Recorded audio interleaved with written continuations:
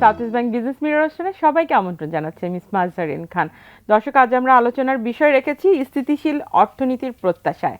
আর এই বিষয়ে আমরা দুজন বিশেষ ব্যক্তিকে স্টুডিওতে আমন্ত্রণ জানিয়েছি। আমাদের সাথে রয়েছে আব্দুল হাই সরকার, সভাপতি বাংলাদেশ অ্যাসোসিয়েশন অব ব্যাংক এবং চেয়ারম্যান ঢাকা ব্যাংক। আমরা পেয়েছি আমাদের মাঝে ডক্টর এম আবু ইউসুফ, অর্থনীতিবিদ ও অধ্যাপক, ডেভেলপমেন্ট স্টাডিজ বিভাগ, ঢাকা বিশ্ববিদ্যালয়। আমরা চলে যাচ্ছি আমাদের আজকের অনুষ্ঠানে। আপনাদের দুজনকে স্বাগত আমাদের অনুষ্ঠানে আসার জন্য। আব্দুল হাই সরকার, আপনাকে আমরা অভিনন্দন জানাচ্ছি। আপনি রিসেন্টলি সভাপতি হয়েছেন বাংলাদেশ অ্যাসোসিয়েশন অফ ব্যাংক এবং আপনি তো আগে থেকেই ঢাকা ব্যাংকের চেয়ারম্যান ছিলেন। আমরা দেখছি যে আসলে অনেকটাই প্রত্যাশিত, আমরা দেখছি সংস্কারও অনেক কিছু হচ্ছে ব্যাংকিং খাতে এবং স্থিতিশীল একটি অর্থনীতির প্রত্যাশা করছে সাধারণ জনগণ। কিন্তু এখনও আমরা দেখছি যে মূল্যস্ফীতি অনেক বেশি এবং ব্যাংকগুলোর অবস্থা অনেক খারাপ। এরই মধ্যে 5টি ব্যাংকে আসলে ভালো ব্যাংকগুলো থেকে 1000 কোটি টাকা দেওয়ার কথা বলা হয়েছে। একটু আপনার কাছে জানতে চাই যে এই যে ব্যাংকার্স অ্যাসোসিয়েশনের আপনি সভাপতি হিসেবে দায়িত্ব নিলেন, আগামীতে আসলে ব্যাংকগুলোর ভবিষ্যৎ কি হতে যাচ্ছে? আমরা সবাই জানি যে বর্তমানে এই সবে গভর্নমেন্ট চেঞ্জ হয়ে গেল, তো ব্যাংকে যে সমস্ত মানে অরাজক পরিস্থিতি, সেটার দায়িত্ব ছিল প্রিভিয়াস গভর্নমেন্ট। ব্যাংকগুলো কিন্তু আপনি go back 20 years or something বা 15-20 বছর আগে এটা ছিল না। তো এটা মোটামুটি স্টেবল একটা সেক্টর ছিল, যেখানে কোনো ব্যাড লোনও ছিল না। ব্যাড লোন তো আসলে কিছু তো ব্যাড লোন থাকবেই, তার একটা টলারেন্স থাকে, টলারেন্সের বাইরে চলে গেছিলো আর কি। আর লাস্টের দিকে এসে, যেমন এই গভর্নমেন্টের ফলে লাস্টের দিকে এসে অ্যাটলিস্ট 2-3 বছর গভর্নমেন্ট এখানে এত ইন্টারফেয়ার করতেন যে গভর্নমেন্ট কিছু লোক তৈরি করছিলেন যারা ব্যাঙ্কগুলোকে লুট করে নিয়ে গেছে আর কি। তাহলে কতিপয় কয়েকটা হাউস, কিন্তু বেশি না এটা। তো সমস্যা যেগুলো সৃষ্টি হয়েছে, এটা কিন্তু সমস্যা সৃষ্টি করে গেছে বিগত গভর্নমেন্ট। এটার মূলে হচ্ছে যে ব্যাঙ্কগুলোকে খালি করে ফেলছে। আর ব্যাংকের আইন অনুযায়ী কোনো ফ্যামিলি একটা ব্যাংকের 10% বেশি শেয়ার নিতে পারে না, কিন্তু একই ফ্যামিলি 9টা ব্যাংকের 8টা-9টা ব্যাংকের সে মালিকানা নিয়ে নিয়েছিল আর কি। তো সেটা খুবই মানে বা ব্যাংকিংয়ের ইতিহাসে এটা বিরল একটা দৃষ্টান্ত এটা আর কি। এটাতে কী ধরনের একটা মানে লুটপাট সেটা বলা যায় না আর কি, যেহেতু এখানে বড় সমস্যা ছিল যে আমাদের যারা রক্ষক, যারা এটাকে দেবে আর কি, মানে সিকিউরিটি বা সাপোর্ট দেবে কিন্তু ভক্ষক, তারা নিজেরা খাদ্য খাওয়া শুরু করে গেছে তখন, যার জন্য তাদের কিছু লোক তৈরি করে এই ব্যাংকগুলোকে একবার খালি করে ফেলছে। তো সেটা অবশ্য এটা বলতে গেলে অনেক সময় লাগবে, কীভাবে করলো। এখন আপনার 5টা ব্যাংক না, এখন 8টা-9টা ব্যাংকের মতো bank, they have serious liquidity problem, এবং এটাকে ওভারকাম করতে হলে সময়ের দরকার। এটাই মানে ওভারনাইট এটা সম্ভব না। আলাউদ্দিনের চেরাগটাই কারো কাছে হঠাৎ করে সব চেঞ্জ করে ফেলবেন। আর আপনার কি এই ব্যাংকগুলো থাকছে নাকি? না, ব্যাংক তো ব্যাংক রাখার জন্য বর্তমান যে নেতৃত্ব আসছেন, যারা আমাদের সুন্দর একটা ভালো গভর্নর আসছেন, উনি যথেষ্ট নলেজেবল পারসন, সৎ মানুষ, এবং উনি একটা গড়ার লোক আর কি। ওনার ব্যাকগ্রাউন্ডে বিদেশে উনি বহুদিন ছিলেন, পসিবল সে আইএমএফে কাজ করছেন, ইয়েতে ওয়াশিংটন ডিসিতে বহু জায়গা করে কাজ করে আসছেন। উনি খুব ভাস্ট এক্সপিরিয়েন্স ওনার লোক, তো ওনাকে দায়িত্ব দেওয়া হয়তো উনি করতে পারবেন এটা। আর যেগুলো প্রবলেমেটিক ব্যাংক, এগুলোকে যদি if you really want to salvage it আর রেস্কিউ করতে চান, তাহলে এটা আপনার ওই 1000 কোটির কাম না তো, এটা রিকোয়ার থাউজেন্ডস অফ করোর। যদি আপনার 8টা ব্যাংক 9টা ব্যাংক 9টা ব্যাংকে এটা বাঁচাইতে হলে কমপক্ষে এক ব্যাংকের দরকার অ্যাটলিস্ট 5000 করে। সেই টাকাগুলো কোথা থেকে আসবে? That is the question I am going to ask also. আমরা ব্যাংক থেকে 1000 করে দিলাম, কেউ 100 কোটি 200 করে দিয়ে কিন্তু পাঠানো যাবে না এটা। আর একটা ব্যাংক যখন সমস্যায় পড়ে যায়, তখন তার বেসিক যে সোর্স অফ ডিপোজিট মোবিলাইজেশন, সেটা হচ্ছে সাধারণ মানুষ, সাধারণ ডিপোজিটার। যদি ডিপোজিটার যদি একবার আস্থা হারিয়ে ফেলে, তখন ওই ব্যাংকটা সার্ভাইভ করতে পারে না। এটা বুঝতে পারছেন তো? জি, আমরা শুনবো আপনার কাছে আরও। আমরা দেখছি যে 12 জনকে নিয়ে একটা শ্বেতপত্র কমিটি গঠন করা হয়েছে এবং সেই কমিটির একজন মেম্বার হিসেবে আপনি দায়িত্ব পালন করছেন এবং আপনাদের কার্যক্রম চলমান রয়েছে। আমার প্রশ্ন হচ্ছে যে এই যে ব্যাংক খাতের যে প্রতিযোগিতা, ব্যাংকিং খাতের অর্থ নিয়ে পাচার করা, এবং পরবর্তীতে আমরা দেখছি যে ব্যাংকগুলো কিভাবে খালি হয়ে গেছে এবং যে সাধারণ জনগণ ডিপোজিটাররা যে সমস্যার মধ্য দিয়ে যাচ্ছে, এমন একটি সময় আসলে সবাই স্থিতিশীল একটি অর্থনীতির প্রত্যাশা করছে। সেটি করতে গেলে আসলে ব্যাংকগুলোকে ঢেলে সাজানোর কথা বা প্রস্তাবনার কথা এসছে। আপনাদের দিক দিক থেকে একটু জানতে চাই যে আপনারা এই বিষয়টিকে কিভাবে দেখছেন। ধন্যবাদ। আসলে আমরা যদি কোনো উন্নয়নের কথা বলি, তার পূর্ব শর্তইটা হচ্ছে একটা স্টেবল ম্যাক্রো ইকোনমি। তো সেটি আমাদের এখন নিয়ে আসাটা, যেহেতু চেয়ারম্যান মহোদয় খুব ভালোভাবে বলেছেন যে এক ধরনের ভঙ্গুরতা আছে, অ্যান্ড ফিনান্সিয়াল সেক্টর হচ্ছে অর্থনীতির লাইফলাইন। এখন আমরা যদি স্টেবল ইকোনমি চাই, তার অনেকগুলো জায়গা আছে। এটাকে স্টেবিলিটি আনতে হলে ফিনান্সিয়াল সেক্টরে স্টেবিলিটি আনতে হবে। তো সেটি ডেফিনেটলি একটা টাস্ক কমিশন কাজ করবে। অন্যদিকে শ্বেতপত্র কমিটি যেটি আছে সেটিও এই বিষয়গুলো তুলবে। আসলে শ্বেতপত্র কমিটি যেটি করবে সেটি হচ্ছে ট্রু স্টোরিটা নিয়ে আসা, আসলে কারেন্ট স্টেট অফ ইকোনমি কী সিচুয়েশনটা। কারণ অনেক সময় দেখা গেছে যে সমস্ত তথ্য উপাত্তের ভিত্তিতে আমরা কথা বলতাম, সেই তথ্য উপাত্ত নিয়ে অনেক ধরনের প্রশ্ন আছে। তো সেইগুলো সব বিবেচনা করে সরকারের হাতে, অন্তর্বর্তীকালীন সরকারের হাতে একটা সিচুয়েশন তুলে ধরা যে এই হচ্ছে অবস্থা। তার মধ্যে অর্থনীতির মধ্যে অবশ্যই ব্যাংকিং খাত একটি বড় ফ্যাক্টর হিসেবে কাজ করবে। তো সেই বিষয়গুলো যদি আনা হয়, তারপরে যে আমরা যে রিফর্মস যে করতে চাচ্ছি, যে কোথায় কোথায় আসলে সংস্কার করতে হবে, তো সেই জায়গাগুলো যাতে একটা এভিডেন্স বেসড অ্যানালিসিসের ভিত্তিতে হয়, সেটি হচ্ছে আসলে বেসিক্যালি যে হোয়াইট পেপার কমিটি নিয়ে আমরা যেটি কাজ করছি। এবং আমি ডোমেস্টিক রেভিনিউ মোবিলাইজেশন নিয়ে তার কাজ মানে করছি। আপনাদের এই পত্রটি পাওয়ার পরে আসলে বোঝা যাবে যে দেশের বর্তমান সামগ্রিক কারেন্ট সিচুয়েশনটা কি অর্থনীতির, জি, জি। এবং তার উপরে বেস করে আসলে সংস্কার কমিটিগুলো কাজ করতে পারবে, যেটি পাশাপাশি হয়তো সাধারণ অনেকগুলো জনগণ কমিশন আপনার হয়েছে। কথায় আরো বেশি পরিষ্কার হয়ে গেল। অনেকগুলো কমিশন হয়েছে, ওনারাও 90 দিন সময়, সবাইকে কিন্তু 90 ডেজ দেওয়া হয়েছে। 90 ডেজের মধ্যে সরকারের হাতে একটা হালনাগাদ তথ্য থাকবে। আপনারা কবে আসলে এটি হ্যান্ডওভার করবেন এবং কাজের অগ্রগতি কতটুকু? না, অনেক অগ্রগতি আছে। আমরা এখন রিজিওনাল কনসালটেশনগুলো করছি। যদিও আমাদের এটির মুখপাত্র, আমাদের কনভেনার ডক্টর দেবপ্রিয় ভট্টাচার্য, উনি, আমরা আসলে এটি নিয়ে এখন কথাও বলছি না, যা বলার উনিই বলছে, বাট অগ্রগতি খুবই ভালো। আমরা অনেকগুলো প্রায় 30-35টা কনসালটেশন করা হয়েছে। রিজিওনাল কনসালটেশন হচ্ছে এটি চট্টগ্রাম, সিলেট এবং রাজশাহীতে সেই কনসালটেশনগুলো হবে। তো যেটি বলছিলাম যে আসলে আমরা যখন একটা স্থিতিশীল অর্থনীতির কথা বলছি, সেই স্থিতিশীল অর্থনীতির পেতে হলে একটা ক্রেডিবল গভর্নমেন্ট, অর্থাৎ কনফিডেন্সটা, সে দেশে বিদেশে এই কনফিডেন্সটা খুবই দরকার। আপনারা দেখেছেন যে সাম্প্রতিক সময়ে 1 মাসের মাথায় অন্তর্বর্তীকালীন সরকারকে, যারা আমাদের ডেভেলপমেন্ট পার্টনার্স আছেন, তারা কিন্তু $10 বিলিয়ন একটা প্রতিশ্রুতি কিন্তু আমরা পেয়েছি। যেহেতু আমরা নেট ইম্পোর্টার কান্ট্রি, আমাদের বৈদেশিক মুদ্রার রিজার্ভটা খুব ইম্পর্টেন্ট। এই ডেভেলপমেন্ট পার্টনারদের এই যে বাজেটারি সাপোর্ট যেটি আসছে বা বিভিন্ন সহায়তা, এই সহায়তাটা আমাদের একটা ক্রেডিবল এবং স্টেবল ফরেন এক্সচেঞ্জ রিজার্ভ সৃষ্টিতে সহায়ক ভূমিকা পালন করবে। সেই ক্ষেত্রে যেটি বলছিলেন চেয়ারম্যান সাহেব, যে তারল্য সংকট প্রকট এবং এই ব্যাংকগুলোতে যে পরিমাণ ফান্ডের দরকার, সেটি আসলে শুধুমাত্র এই ডেভেলপমেন্ট সেক্টর থেকে কালেক্ট করা সম্ভব। তো সেই জন্য আপনারা যে পত্রটি করবেন, সেখানে কি কোনো পরামর্শও দিবেন, এবং সেই পরামর্শ অনুযায়ী কি ওনারা কিভাবে রেভিনিউ কালেক্ট করতে পারবে, এটার জন্য কি ডেভেলপমেন্ট সেক্টরের সাথেও কি কাজ করার কোনো উপায় থাকবে? সবগুলো, অনেকগুলোই, প্রায় 20টার মতো ইস্যুজ আছে সেখানে। এক্সটার্নাল সেক্টর আছে, সবগুলোই আছে সেখানে। কতগুলো রিকমেন্ডেশন যেটি বাস্তবসম্মত, সেই রিকমেন্ডেশনগুলো করা হবে এবং সেই অনুযায়ী কাজ করবে। আর ব্যাংকিং খাতের কথা যেটি বলেছেন, আসলে প্রাতিষ্ঠান, যেটাকে আমরা ইনস্টিটিউশনস বলছি, এই যে প্রাতিষ্ঠানিক ভঙ্গুরতা একটি বড় জিনিস। অলরেডি বাংলাদেশ ব্যাংকের পক্ষ থেকে বিভিন্ন উদ্যোগ গ্রহণ করা হয়েছে। যে সমস্ত ব্যাংকগুলো সংকটে আছে, তার যে পরিচালনা পর্ষদ, সেটিকে পরিবর্তন করা হয়েছে। যারা ক্রেডিবল লোকজন আছে, সেই লোকজনকে দায়িত্ব দেওয়া হচ্ছে। গভর্নর হিমসেলফ এই সেক্টর নিয়ে অনেক দিন থেকে কাজ করছেন।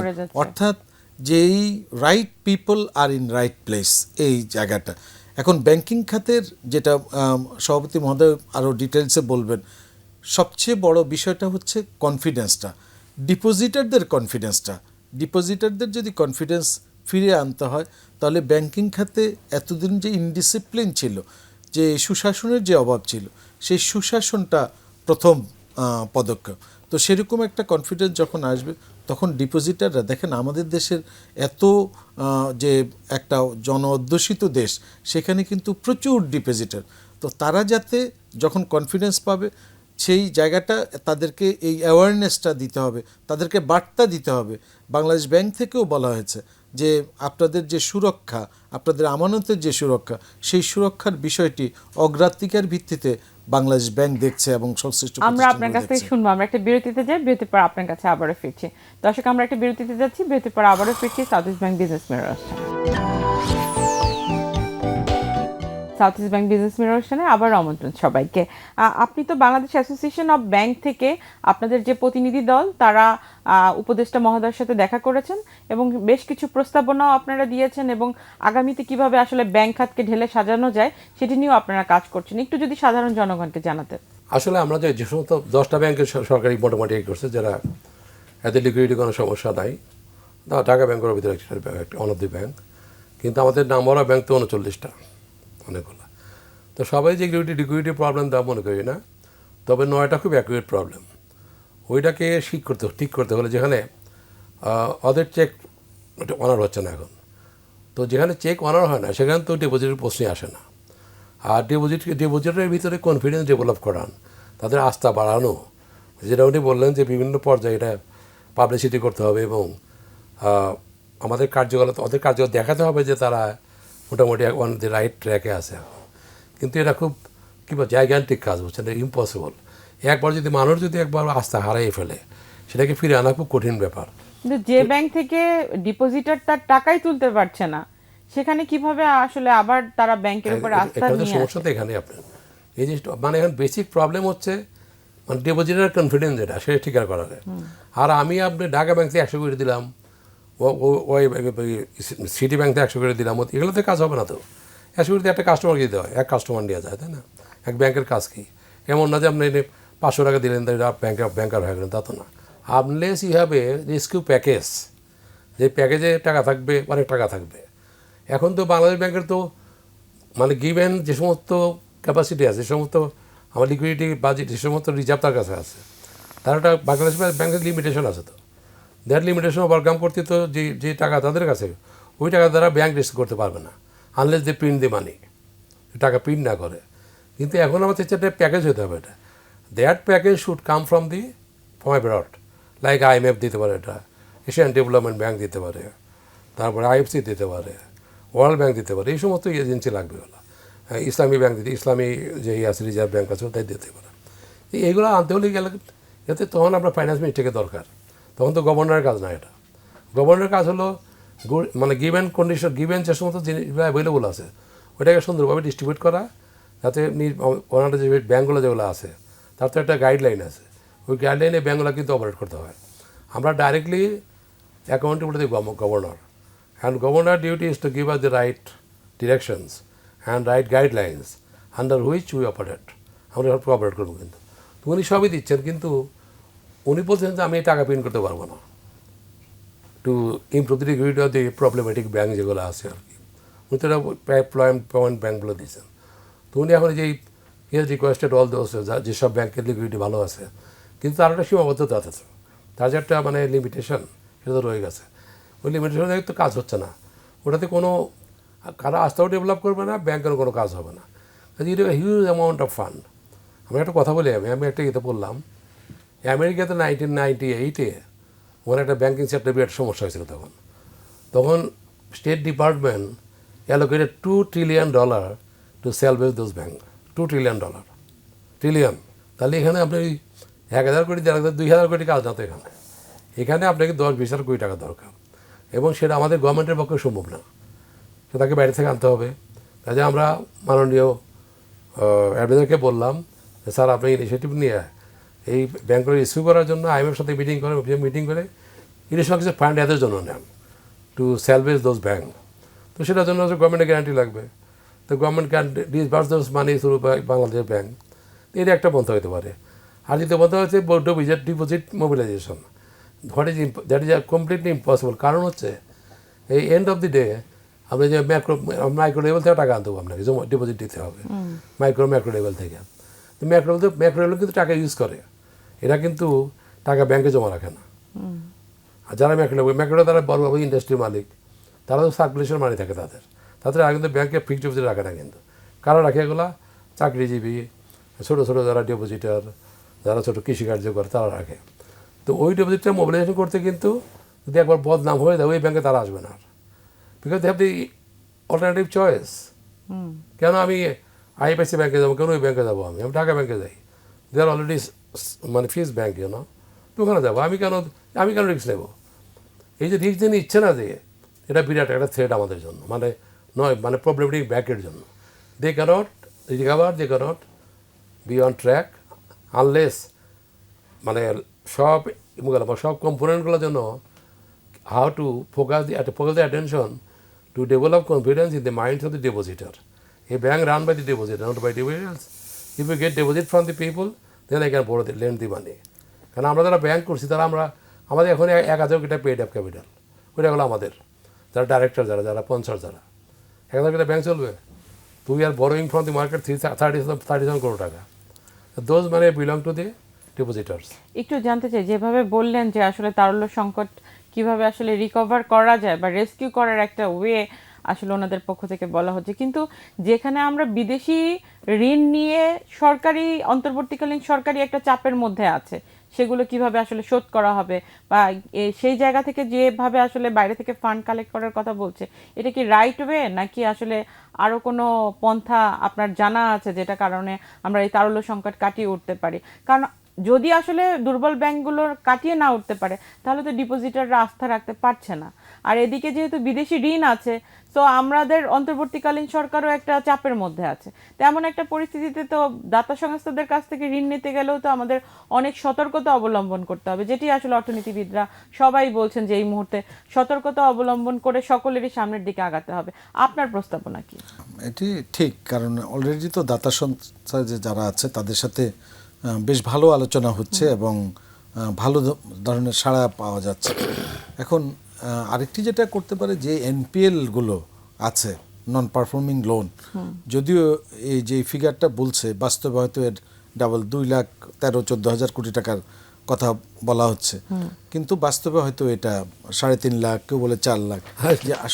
আসলে ব্যাংকার তো মিনিমাম 4 লাখ দিয়ে রাখেন, ধরেন 4 লাখ কোটি টাকা যদি এই যে এনপিএল হয়, তাহলে সেখানে কিভাবে এই টাকাগুলো আনা যায় সেটাও একটু খুঁজতে হবে। যেগুলো দেশে আছে, আবার দেশের বাইরে যেগুলো নিয়ে গেছে, তো পাশাপাশি সেই চেষ্টাটাও রাখতে হবে যাতে তাহলে সেই ক্ষেত্রে সংস্কার কমিশনের যারা কাজ করছে তাদের ক্ষেত্রে কি তারা তো একভাবে চিন্তা করছে, বাট যারা প্র্যাকটিক্যালি ব্যাংক খাতের সাথে আছে বা যারা ওনার বা যারা এই সেক্টরে কাজ করছে তাদের এক্সপিরিয়েন্স তো প্র্যাকটিক্যাল, আর এদিকে তো কমিশনে যারা আছে তারা তো অর্থনীতিবিদ, তারা তো সেভাবে চিন্তা করছে।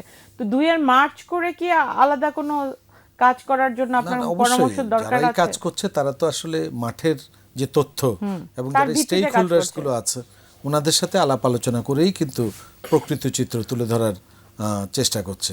তো এখন যেটি হচ্ছে যে যদি যেটি বলা হয়েছে যে আগে যেটা করা হতো টাকা ছাপিয়ে সাপোর্ট দেওয়া হতো, এখন সেই জন্য তো ইনফ্লেশনকে কন্ট্রোল করা যায় না, কারণ একটার সাথে কানেক্টেড। বর্তমান গভর্নর যে বার্তা দিয়েছেন যে আমরা এটি টাকা ছাপিয়ে আমরা সাপোর্ট দিব না, বরং অভ্যন্তরীণভাবে যদি আমরা সংস্কার করে সেখান থেকে আমরা যদি টাকা কিছু উদ্ধার করা যায়, প্লাস হচ্ছে ডিপোজিটারদের যাতে আস্থা নিয়ে সেটা তারা যাতে আবার নতুন করে ডিপোজিট করে, তো সব কিছুই প্যারালালি করতে হবে যাতে এই ব্যাংকিং খাতের যে আস্থাহীনতা, এই আস্থাহীনতা যখন দেখে যে না একটা মানে আস্থার সরকার আছে, যখন দেখে যে না অনেক ধরনের সংস্কার কাজ হচ্ছে, অনেক তার যে টাকা, তার যে ডিপোজিট, সেই ডিপোজিটের একটা নিরাপত্তার বিষয় আছে, তখন ডেফিনেটলি মানুষ কিন্তু আস্তে আস্তে আসবে এবং কিন্তু একটা বিষয় গত সরকারের সময়ও এসেছিল যে বাংলাদেশ ব্যাংক অনেকটা ব্যাংকারদের সাথে আলোচনা না করেই অনেক সিদ্ধান্ত নেয়। এবারও আবার যখন কাজ হচ্ছে এবারও কিন্তু ওনারা একই ধরনের কথা বলছে যে আমাদের সাথে আলোচনা করে সিদ্ধান্ত নিলে ব্যাংকগুলো খুব ভালোভাবে কাজ করতে পারে। আপনারা কি এই জায়গায় আসলে কোনো পরামর্শ রাখবেন? এই শাখাতে যে সংশ্লিষ্ট দুজন আছেন, যিনি আমাদের ফাইন্যান্স অ্যাডভাইজার এবং যিনি গভর্নর, ওনারা কিন্তু এই কাজের নিয়োগের আগে ওনারা কিন্তু সিভিল সোসাইটির মেম্বারই ছিলেন। ওনারা বিভিন্ন সভা সেমিনারে কিন্তু গিয়ে এই কথাগুলোই বলতেন। কারণ ওনারা কিন্তু নিশ্চয়ই ওনাদের সাথে আলোচনা করেই যে পন্থা আছে সে পন্থাগুলো আমরা অনুষ্ঠান শেষ করবো, আমাদের হাতে সময় নেই। আমি সবশেষে একটু আপনার কাছে জানতে চাই, এই যে টাস্ক ফোর্স গঠন করা হলো বা ব্যাংকিং খাতের সংস্কারের যে কমিশন আছে, তাদের কাছে আপনার কি পরামর্শ থাকবে এবং বাংলাদেশ ব্যাংকের কাছে কি চাওয়া আছে যেটা করলে আসলে আপনারা এই খাত নিয়ে আরো বেশি সামনে পরামর্শ আমি বললাম না, টাস্ক ফোর্স আমাদের ইনভলভ করেন, আপনি কমিশন আমাদের ইনভলভ করেন। আমরা 10 জন আমাদের একজনকে নেন না, আমরা বিআইবির প্রেসিডেন্টকে নেন, চেয়ারম্যানকে নেন, যে কী ধরনের সমস্যা আমরা ফেস করি। আপনি বললেন যে এই 10 ডাইরেক্টিভস আর দেয়ার, আমার মধ্যে 2 not workable, that is not right. এটা টুলটা বোঝা দেবেন যার জন্য সাফার করেছে সেক্টর, দে উইল অ্যামেন্ডেড। তা ওই সুযোগ তো নাই, ওনার 10টা সেক্টর আমার চাপা দেওয়া হয় বাংলায়। তো আমি পারি আর না পারি, আমাকে ওইটাই আমাকে এক্সিট করতে হবে, তখন দি সেক্টর সাফার, বুঝছেন না? আর এই প্রপার্টি ব্যাংকে যদি রেস্কিউ করতে চান, সেলভেজ করতে চান, অনেক সময় লাগবে। তো এটা 6 মাস 8 মাসের কাম লাগে। সেটা কি ভালো ব্যাংকের উপর এফেক্ট পড়বে? Well, if we are pressurized by the regulator that you have to give further fund, তখন তো আমরা না থাকলে ফান্ড কোথায় দেবো বলেন? জি, We have to survive for ourselves also, তাই না? আমরা আশা করছি স্থিতিশীল অর্থনীতির যে প্রত্যাশা আসলে সাধারণ জনগণের আছে, সেখানে অবশ্যই আপনারা যারা কাজ করছেন আপনাদের অংশগ্রহণ থাকবে এবং বাংলাদেশ ব্যাংকের সহযোগিতা থাকবে আগামীর বাংলাদেশ তৈরি করার ক্ষেত্রে। আপনাদের দুজনকে অসংখ্য ধন্যবাদ আমাদেরকে সময়। আপনাকে ধন্যবাদ, থ্যাংক ইউ। দর্শক, এই ছিল south East Bank Business mirror অনুষ্ঠান। দেখা হবে আগামী সপ্তাহে। সেই পর্যন্ত সবাই ভালো থাকুন, সুস্থ থাকুন।